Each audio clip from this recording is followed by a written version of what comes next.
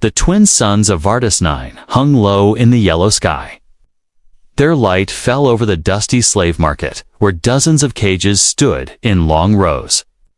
The air smelled of rust, sweat, and fear.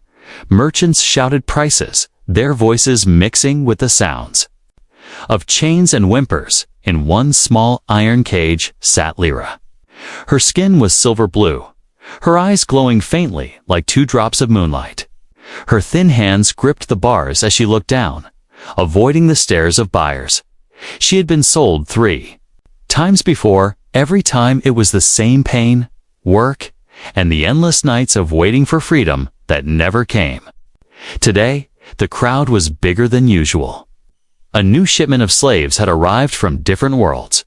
Traders moved quickly, shouting for attention, and then something strange happened.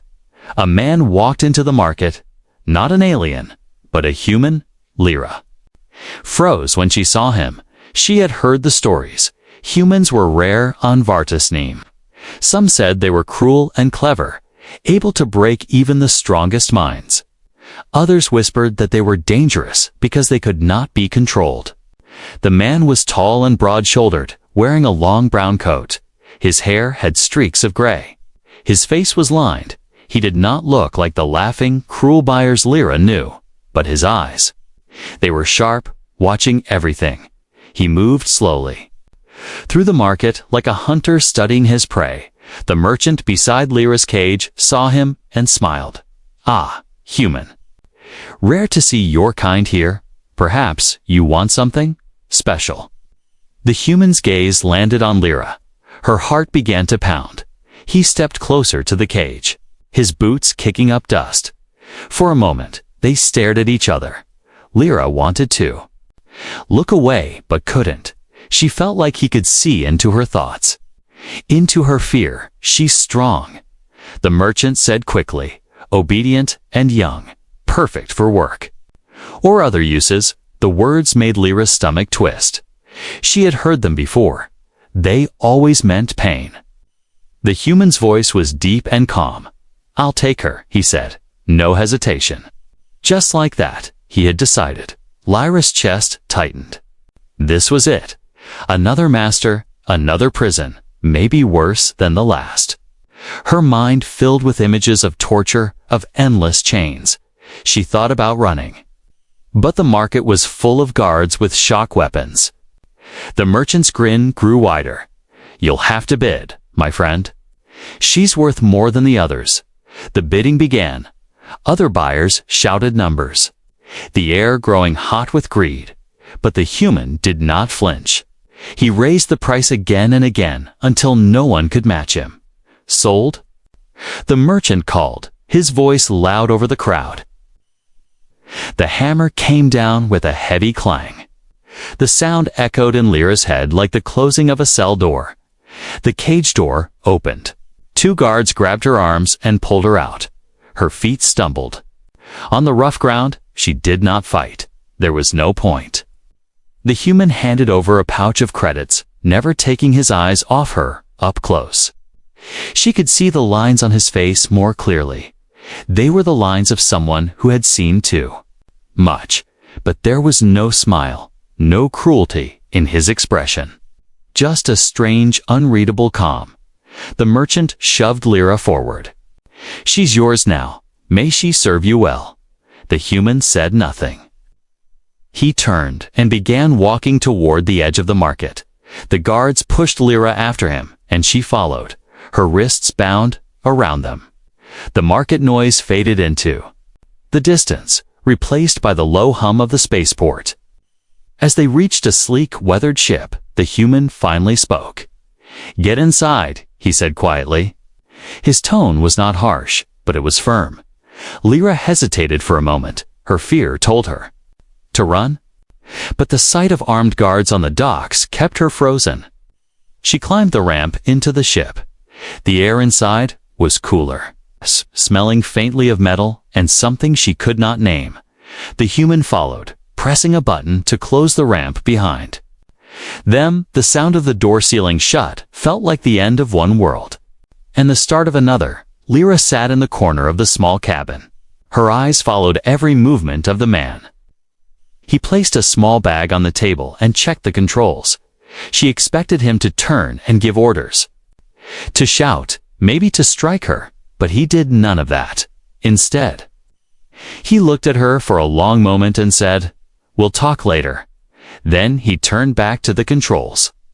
Starting the engines, the ship began to rise, leaving the dusty market. Behind, Lyra kept her arms close to her chest. Every muscle in her body was tense. She did not know where they were going or what he wanted. But one thing was certain. Her life had just changed, and she had no idea if it was for better. Or worse. Asterisk. The ship's engines gave a steady hum as it cut through the black sea of space. Inside the small cabin, Lyra sat pressed into the corner, her knees pulled close. The silver cuffs on her wrists felt cold. Every time the human, Daniel, moved, her eyes followed him like a shadow. She was waiting for the moment he would show his true face. Daniel did not speak much. He worked at the controls, checked blinking screens, and adjusted glowing levers. His hands were large, marked. With faint scars, he moved with calm, practiced precision. Like someone who had done this 1,000 times before. Lyra's stomach growled, but she ignored it. In the markets, buyers sometimes gave food to make slaves strong before breaking them. She would not eat, not until she knew what he planned. After a while, Daniel left the pilot's seat and went to a storage unit. He took out a small packet, opened it, and placed a wrapped bar and a bottle of water on the table between them.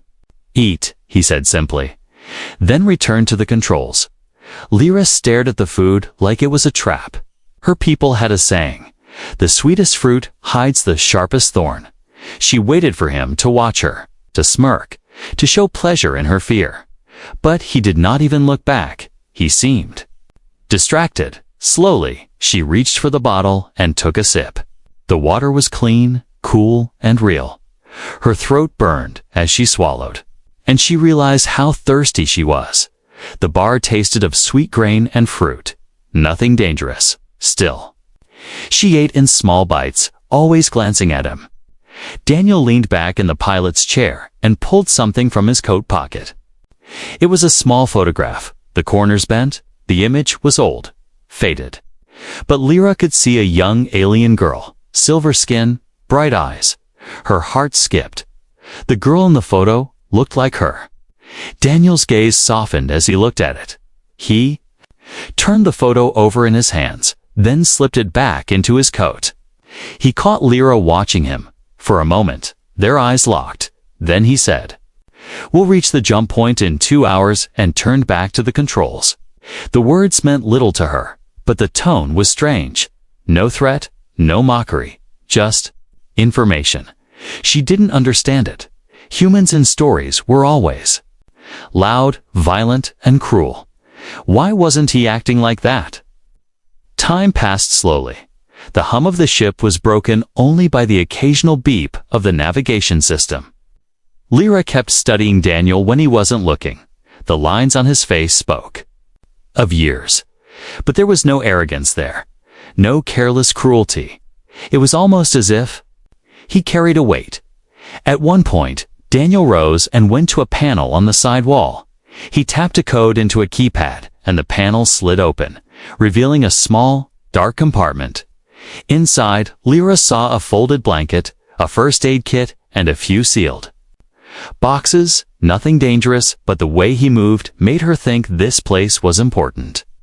He glanced at her and said, "If there's trouble, you hide here." The words made her frown. Hide. Trouble, was he warning her? Or preparing her? Before she could ask, the ship's comms crackled. A distorted voice came through. Speaking in a language she didn't know, Daniel's head snapped toward the sound, his eyes narrowing. He tapped the panel to close the compartment, then returned to the controls. His hands moved faster now, checking readings, scanning the radar. Lyra could feel the tension in the air. Something was wrong. The beeping of the radar quickened. Through the small side window, she saw faint lights in the distance, ships moving toward them. Daniel muttered under his breath, "Not now." He flicked switches, changing their course. Lyra clung to the seat beside her, the sudden turn pulling her sideways. The lights outside grew brighter, closer. She could see the outline of the ships now, sleek, black, and shaped like hunting birds. Her heart began to race. She had seen ships like these before. They belonged to hunters, the kind who bought and sold people for profit. If they caught them, she would be back in a cage. She didn't know why. But she found herself hoping Daniel could escape. The comms crackled again, this time in the common trade language. Unidentified vessel, prepared to be boarded. Lyra's breath caught. Daniel didn't answer. Instead, he pushed the ship harder, the engines roaring as they dove into a field of drifting rock. The hunters followed, weaving through the jagged asteroids. The ship shook as small fragments scraped against the hull. Lyra gripped the seat so tightly her fingers hurt. Daniel's eyes never left the view ahead. Every turn, every tilt of the ship was smooth, sharp, controlled. A sudden flash lit the cabin, a blast from the hunter's weapons. It missed, but the next one might not. Daniel shouted over the noise, "Hold on!" and spun the ship hard to the left. The hunters fired again, but the shot hit an asteroid, shattering it into a cloud of debris, using the chaos. Daniel pushed the engines to full power. The stars blurred as they shot past the last of the rocks. Slowly, the lights of the hunter ships faded from the radar. Only then did he let out a long breath. Lyra stayed silent. She could still feel her heart beat pounding in her ears. Daniel glanced at her, his face unreadable. "They weren't after me," he said. "They were after you." The hum of the engines returned to its steady rhythm. Outside the window, the stars stretched endlessly. Cold and silent. Inside, the air felt heavier than before. Daniel's words still echoed in Lyra's mind. "They were after you." She sat in the corner of the cabin, her knees drawn close. Why would hunters chase her? She was no one important, just another prisoner from a forgotten world, or at least, that was what she believed. Daniel moved around the ship quietly, checking systems, adjusting settings. He did not look at her much. But Lyra noticed his shoulders seemed tighter, like a man carrying more than one weight. She wondered if saving her had put him in danger. Hours passed, and silence grew between them like a wall. Lyra's thoughts returned to the girl in the photograph she had seen earlier. Silver skin, bright eyes. So much like her own, it felt like a mirror into another life. Who was she? And why did Daniel carry her image so carefully? That night, Lyra lay on the narrow bench in the corner of the cabin. She could not sleep. The ship's dim lights flickered softly. Daniel sat at the control panel, his face lit by the glow of the screens. His hand reached into his coat pocket. He took out the photograph again. He stared at it for a long time before speaking. His voice was low, almost too soft to hear. "I'm sorry I couldn't save you." Lyra's breath caught. He wasn't talking to her. But to the girl in the picture, there was something raw in his voice. Not anger, but regret. Lyra shifted slightly, the sound drawing Daniel's attention. He didn't hide the photograph. Instead, he placed it gently on the console. "You want to know who she is?" he said, not as a question, but as a truth. Lyra hesitated. "Yes," she whispered. Daniel's eyes narrowed slightly, as if measuring his words. Her name was Alara. He began, "She was someone I promised to protect." He looked away for a moment. "She was taken during the war by the same kind of people who had you. I tried to get to her, but I was too late." His voice grew quieter. "When I saw you in that cage, I thought I was seeing her ghost." Lyra felt a strange mix of emotions, fear, sadness, and something she couldn't name. She wanted to ask more, but before she could, a soft beeping broke the moment. Daniel checked a small screen on the Side panel, his expression changed, his eyes narrowing, his jaw tightening. "They're tracking us again," he said. Lyra's heart jumped. "The hunters." Daniel nodded slightly, "But they're keeping their distance this time." He turned the ship onto a new course. "We'll have to make a stop before they catch up." Lyra didn't ask where. Part of her wanted to trust him. But another part whispered caution. Later, while Daniel worked on some wiring near the rear of the ship, Lyra wandered toward the storage compartment he had shown her before. She opened it quietly, looking at the blanket, the first aid kit, the small sealed boxes. But there was something else tucked behind them, a metal box with a smooth surface and no visible lock. She ran her fingers over it, and it clicked softly, opening just a fraction inside.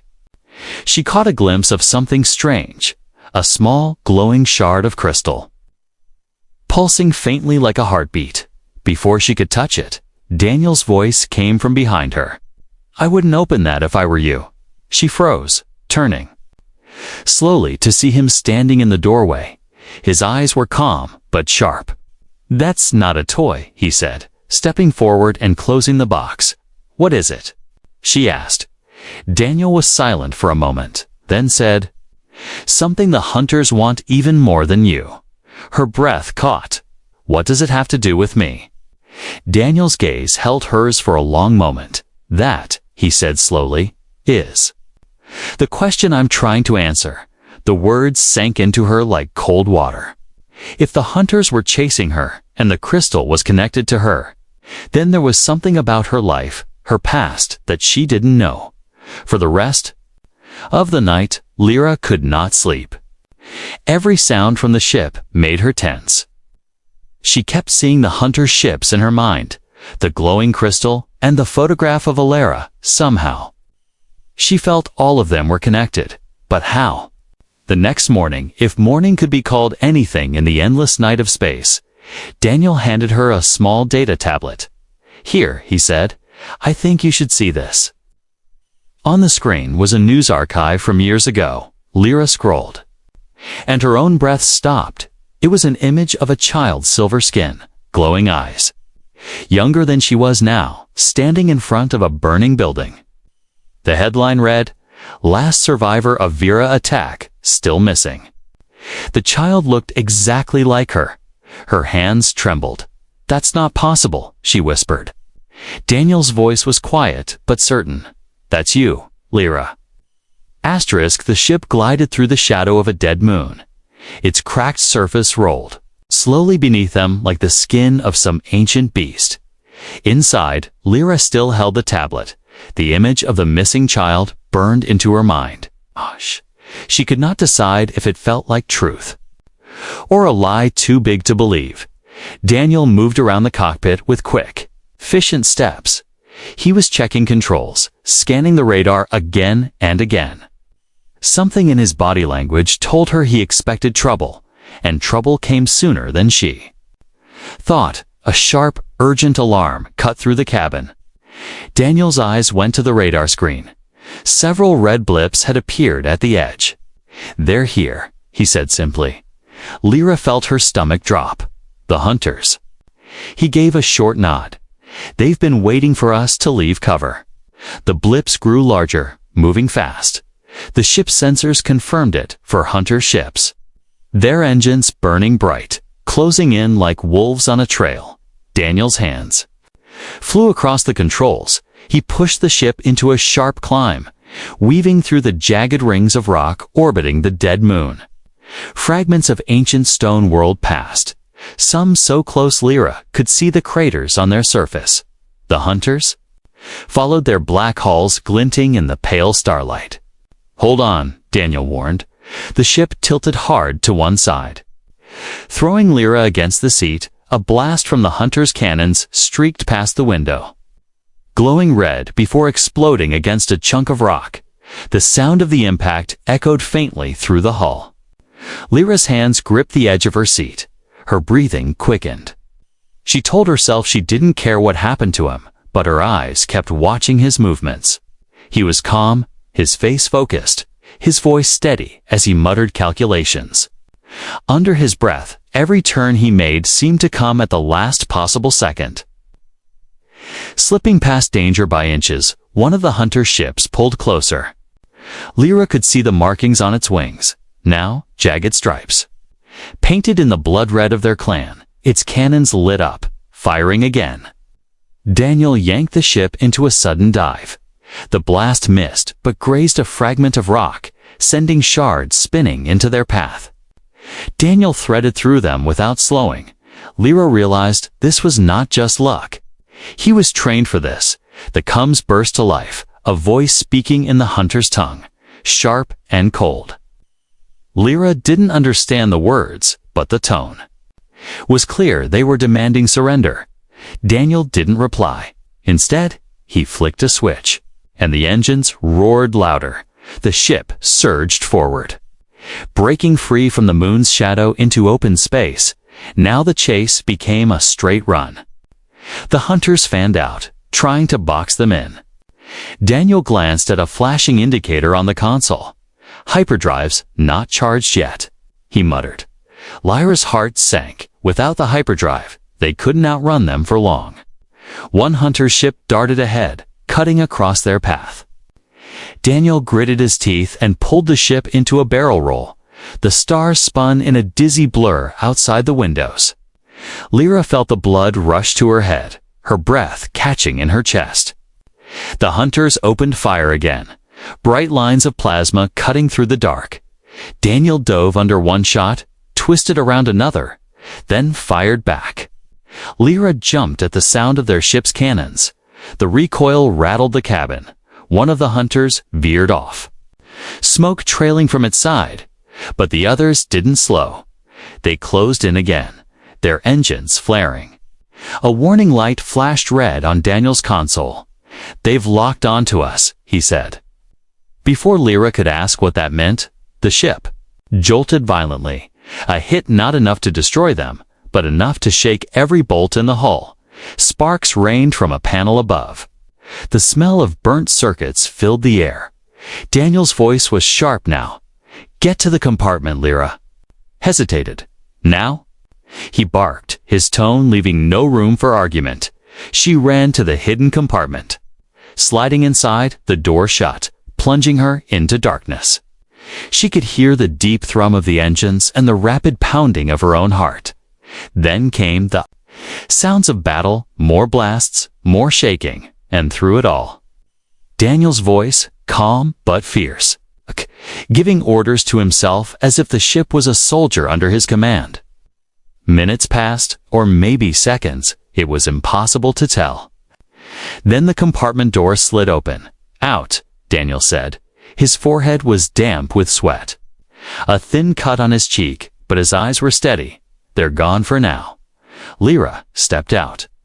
Glancing at the console, the radar was clear, but Daniel didn't relax. "They won't stop," he said. "They want you, Lyra. And they'll keep coming until they get you, or I make them stop." Something in his voice made her chest tighten. It wasn't just determination, it was a promise. It's a dangerous one. She didn't know why, but she believed him. Outside, the stars were calm again, but Lyra knew this was only the pause between storms. The ship drifted in the dark between the stars. Daniel had cut the main engines to let the systems cool. Only the low hum of life support filled the silence. Lyra sat on the bench by the wall, her silver skin faintly glowing in the dim cabin. Light. She had so many questions, but only one truly burned in her mind. "Why do they want me?" She asked at last, her voice soft but sharp. Daniel didn't answer right away. He was leaning over a side panel, repairing burnt wires from the chase. His hands moved with the steady patience of someone who had done this too many times before. Finally, he sighed and looked at her. "Because you're not just anyone," he said. "You're the last living Varen with the old gene." Lyra frowned. "I don't understand." Daniel closed the panel and sat across from her. "The Varen people were special, not just because of your energy abilities, but because of what was inside you before the war. Your kind had something no one else in the galaxy had a way to survive the dark pulse. The words meant nothing to her, but the way he said them made her uneasy. What's the dark pulse? She asked. Daniel's eyes hardened. It's a weapon, not like a bomb or a laser. It's a wave of energy that kills everything with complex neural patterns, wipes out entire planets. Only the old Varen gene can resist it. Lyra's chest. Tightened, you mean? I can survive it? Daniel nodded slowly. Not just survive it, maybe even stop it. The weight of his words sank into her. If this was true, then the hunters didn't want her for profit. They wanted her for power, and power in the wrong hands never stayed silent. She shook her head. I don't know how to stop anything. I've spent my life running, hiding. I can't fight them. Daniel leaned forward, his voice low. You don't have to know how yet. But you can fight if you choose to. And that choice is what makes humans and Varens different from the hunters. His words puzzled her. What do you mean? Daniel looked down for a moment, then met her eyes. Humans. We're fragile, weak compared to most species out here. But we're stubborn when we believe in something. We don't stop. That's why I bought you, Lyra, not to own you, but to keep you from them. I've seen what they do to people. They use. The cabin felt smaller now. She wanted to believe him. And part of her did, because she remembered the way he had fought in the asteroid field. The way he had pushed her into safety instead of using her as a shield. That wasn't the way of an owner, that was the way of a protector. Daniel reached into his coat and pulled out the photograph again. This is Alara, he said. She had the same gene you do. I tried to get her out of a facility years ago, but the hunters were faster. I found her too late. His voice grew. Quieter. I promised myself if I ever had the chance again, I wouldn't fail for a long time. Lyra didn't speak. Her eyes traced the face of the girl in the photograph, so much like her own, but frozen forever in that image. Something heavy settled in her chest. You think I can do what she couldn't? She said. Daniel shook his head. I think you can do what they fear most. Survive and choose your own path. Before she could respond, a soft tone came from the navigation console. A blinking light showed a small station ahead, tucked inside the rings of a gas giant. Daniel stood. We'll stop here for supplies and to check the engines, he said, but it's not safe to stay long. When they landed, the station's docking bay smelled of oil and damp metal. Daniel kept Lyra close as they walked through the narrow corridors. The place was full of traders, miners, and drifters, all with eyes that measured strangers like coins. Lyra felt their stares and kept her gaze low. At a small supply shop, Daniel quietly arranged for fuel and parts. Lyra wandered to the far corner, where a dusty news screen flickered. A headline caught her eye. Unrest in outer sector's dark pulse weapon, rumors rise again. The image showed a burned-out colony world, its surface black and lifeless. The sight made her stomach turn. Was this what Daniel was trying to stop? When they returned to the ship, Daniel loaded the supplies quickly. But just as the engines warmed, an alarm chimed a proximity alert. Daniel checked the screen and swore under his breath. 2 hunter ships had just entered the stations. Perimeter, they found us, he said. His hand moved to the controls. Lyra felt her heart race. Can we outrun them? Daniel's jaw tightened. We'll try. The ship lifted off, turning hard toward the rings of the gas giant. Chunks of ice and rock spun around them in a glittering storm. The hunters followed close, but Daniel's voice was calm as he said, if they want the truth, they'll have to survive me first. Lyra stared at him for the first time. She realized he wasn't just protecting her. He was fighting for something bigger, and maybe she could too. The ship tore through the swirling rings of the gas giant. Ice chunks and rock fragments flashed past the windows, spinning like blades. Daniel's hands gripped the controls, guiding the ship with sharp, exact movements. The hunters stayed close. Their black hulls cutting through the storm like predators who knew their prey had nowhere left to run. Lyra sat strapped into her seat, eyes darting from the windows to the radar. Her pulse pounded so loud she could barely hear the hum of the engines. She had run from danger her whole life, but this was different. This time, the man in front of her wasn't running, he was preparing to fight. "They're not letting go," Daniel said, his voice steady but low. "They'll keep chasing until one of us is gone." Lyra swallowed hard. "And if it's us?" Daniel's eyes flicked to her. "Then we make sure it costs them everything." The ship jolted as a hunter blast grazed the starboard side. A panel above them sparked, filling the air with the acrid smell of burnt wires. Daniel didn't flinch. He pulled the ship lower, weaving between giant shards of ice. Every move was precise. Almost impossible, yet he made it look like instinct. Lyra had seen skilled pilots before, but this was different. Daniel wasn't just reacting. He was predicting them, forcing them into tighter and tighter turns. It was like he was shaping the battlefield instead of escaping it. A sudden chime from the console drew his attention. "They're deploying grapplers," he said. "What's that?" Daniel's jaw tightened. "They want to board us in seconds." Metal arms with glowing tips shot from the lead hunter ship. Daniel dove hard to the left, narrowly avoiding their reach. The hunters adjusted instantly, matching his every move. "They're too close," he muttered. "Lyra, get to the compartment." But Lyra didn't move. "No," she said, her voice trembling but firm. "They're here for me. Hiding won't change that." Daniel's eyes narrowed. "This isn't a debate," he said. "Do you want to die out here?" Her hands clenched at her sides. "No. But I don't want you to die for me either." Another blast shook the ship. The hunters were closing in. Daniel cursed under his breath, then reached for a lever on the side panel. With a sharp pull, he cut the ship's power completely. Plunging them into darkness, the sudden silence was deafening. Outside, the hunters slowed, searching for them among the spinning ice. Daniel leaned close to Lyra and whispered, "When I say run, you run and you don't look back." But before she could answer, the lead hunter ship's lights swept across their hull. The grapplers fired again, this time latching onto the side of their ship with a heavy clang. The impact shook the cabin. Metal scraped against metal as the hunters reeled them in. Daniel stood, pulling a compact blaster from his coat. His movements were smooth, practiced the way a soldier moved.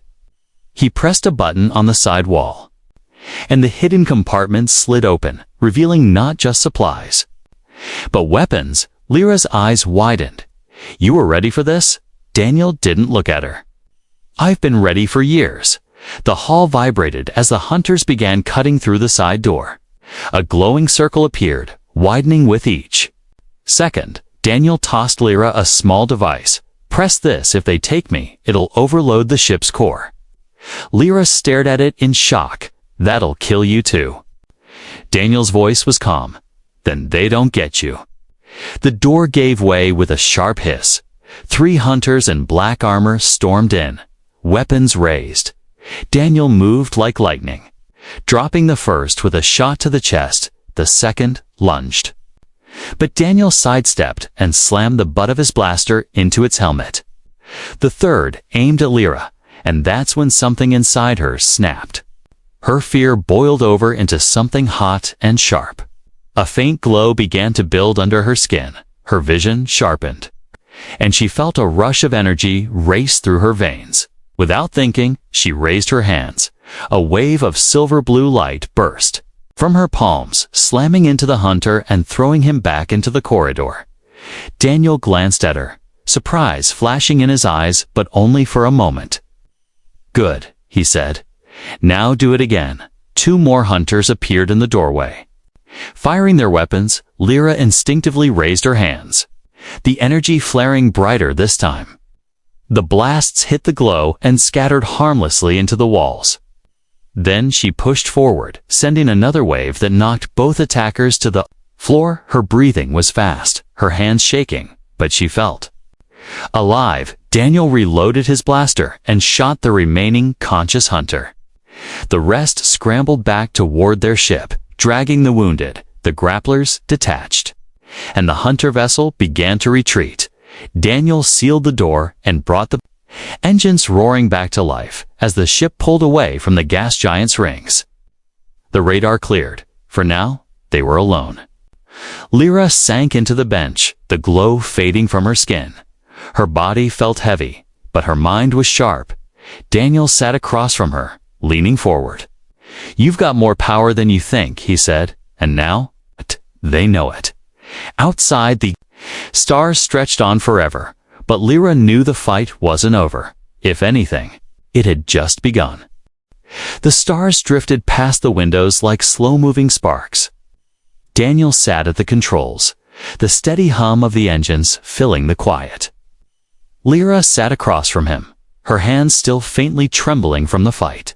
The glow under her skin had faded, but she could still feel it, like a warm ember deep inside her. Neither of them had spoken much since the battle. It wasn't an uncomfortable silence, but a thoughtful one. For Lyra, the image of the hunters falling back, retreating, still replayed in her mind. For Daniel, the memory of her standing her ground, light blazing from her hands, was burned in just as deep. Finally, Lyra broke the silence. "You didn't tell me I could do that." Daniel glanced at her. "I didn't know you could."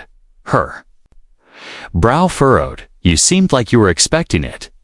Daniel gave a faint smirk. "I was hoping for it." She leaned back, still unsure if she liked the way he could read her so easily. Her whole life had been running, hiding, keeping her head down. And now, in one moment, she had stood in the open and fought. It felt dangerous, but also right. Daniel adjusted the ship's course. "We can't go back to the station," he said. "They'll be watching it, and anywhere nearby." Lyra hesitated before asking, "So, where are we going?" His tone was matter-of-fact, but the weight in his eyes was heavy. "There's a place," he said, "a base. Not big, not official. It's where people like me go when we can't win a fight alone." Lyra tilted her head. "People like you." Daniel gave a short nod. "Humans, rebels, a few Varens who escaped the first waves of the war. We work in the shadows. We hit them where it hurts." Her chest tightened. It sounded like more danger, more fighting, but there was also something else in his words: purpose. "You think I should join you?" she asked. Daniel's gaze didn't waver.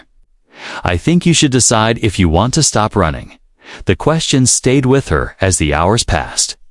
She remembered the cell, the auction, the hunter ships, the constant fear. And then she remembered standing in the doorway of the ship, facing them head-on. The choice was heavy, but it was hers. For the first time, hers, by the time the base came into view. She already knew her answer. The base was hidden in the shadow of a drifting asteroid. From the outside, it looked like nothing more than rock and ice. But as they approached, a hidden hangar door slid open, revealing warm yellow lights and a cluster of ships. They landed smoothly the moment the ramp lowered. The smell of oil and metal hit her. Inside, people moved with quiet urgency, some in flight suits, some in old armor patched together from scraps. A few glanced at her with curiosity, but no one stopped to stare. It was different from every place she'd been before. It didn't feel like a prison. It felt like a camp before a storm. Daniel led her to a corner table in what looked like a mess hall. He spoke quietly to a tall woman with short hair and sharp eyes. The woman nodded once, then left without a word. When Daniel returned, he slid a small device across the table toward Lyra. It looked like a simple wristband. "What's this?" she asked. "Not a shackle," he said. "It's a shield emitter, light enough to carry, strong enough to block a hunter blast if you use it right." She picked it up, running her fingers over the smooth metal. "You're giving me a weapon." She said slowly. Daniel's voice was calm. I'm giving you a choice. If you stay, you train, you fight. If you go, you leave with a ship and a head start. No cages, no chains. The weight of the moment pressed on her. She looked at the wristband, then at him. You really would let me go? Daniel's expression softened for the first time in days. I didn't buy you to keep you, he said. I saved you so you could decide who you want to be. The words settled in her chest like a warm fire. Slowly, she fastened the wristband. Around her arm, I'll stay, she said. Daniel gave a single nod. Then tomorrow, we start training for the first time. Lyra smiled, not because she felt safe, but because she felt ready. The fear was still there, but now it had a shape, and shapes could be faced. That night, as the base settled into its low hum, she sat in her bunk staring out the small window. At the stars, Daniel passed by, pausing at the door. Get some rest, he said. Tomorrow's going to be harder than today. She met his gaze. I can handle it. And for the first time, she believed it. As Daniel walked away, he slipped the old photograph from his coat and looked at it. He traced the edges with his thumb, then glanced back toward her door. Maybe this time the ending would be different. Outside, the asteroid base drifted slowly in the dark. The hunters would come again. Of that, there was no doubt. But now, they wouldn't just find a frightened girl and a tired man. They'd find two fighters standing together.